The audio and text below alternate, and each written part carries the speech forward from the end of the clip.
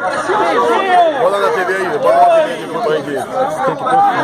Você do Shopping Barra aí, muito obrigado por comparecer aqui no movimento.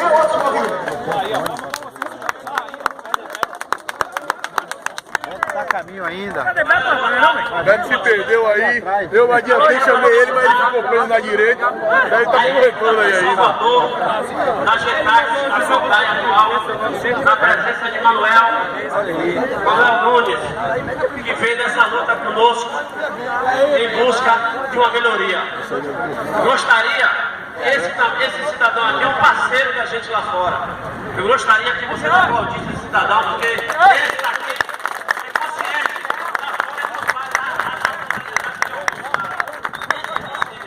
Eu agradeço a vocês e também a Polícia Militar, que vocês também aplaudam a Polícia Militar. O jornalista agradece aqui por esse apoio, entendeu? E lembre-se, essa vitória é de quem? Nossa! É nossa! Gente, obrigado, eu estou aqui como companheiro de vocês, independente da forma, não, também essa consciência, a solidariedade, isso aqui é uma luta.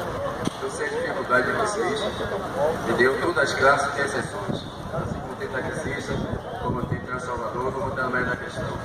Se alguns é profissional, mas eu tenho a minha consciência, eu dou minha paz, oro, peço a Deus por mim, meus amigos, meus inimigos, e a todos vocês também, você que é sofrimento. É que eu digo sempre lá, nós só falamos de vocês.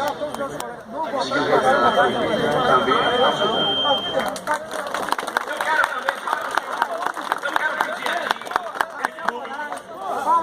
Olha, galera, ó, observe o pedido que eu vou fazer a esse cidadão que ele está na rua, não os administradores do escritório.